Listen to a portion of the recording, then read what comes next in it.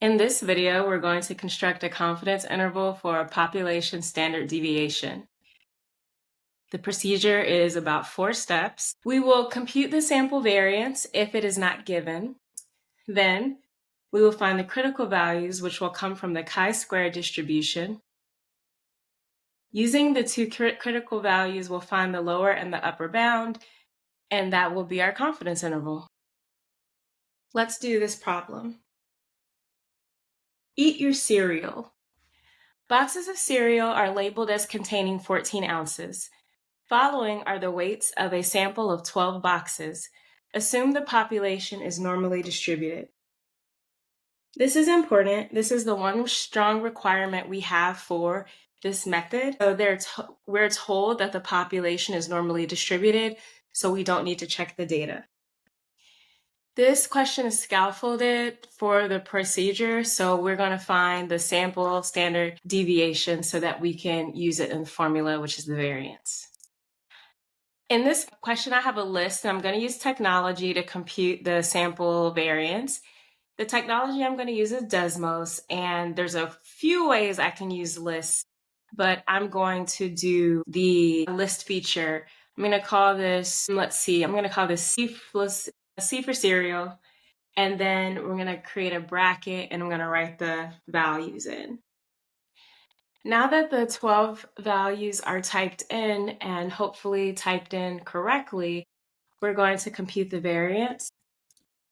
And for my course, we'll round these values to one more than the given data. So these will round to 3 decimal places. So the variance is equal to 0.004. And the first question did ask for the standard deviation, so I'll go ahead and calculate that as well. And the standard deviation is 0.061 rounded. The rounded variance, look at the difference between the standard deviation that we get from the actual data rounding at the very end versus what we get from taking the rounded value of the variance. Here, you see that is the big difference, that just rounding this to 0.0, I guess it should have been 0.004. But you see the difference in the values. So you're going to have to really follow your instructors. In my class, you should use technology and get the variance. And so we would be using 0.004 in our values, in our formula. All right, let's proceed with the procedure now. We have a 98% confidence interval. That means that alpha is equal to 0.02. So the chi-square distribution you're going to see is a skewed distribution, and we're going to have this chi-square value on the left and a chi-square value on the right.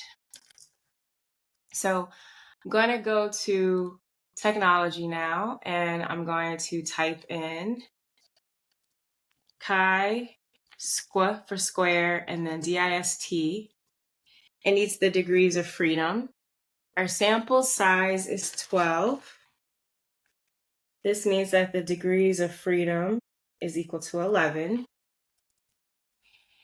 And if I hit the plus sign and shift this over, you see that skewed distribution, that's the chi-square distribution.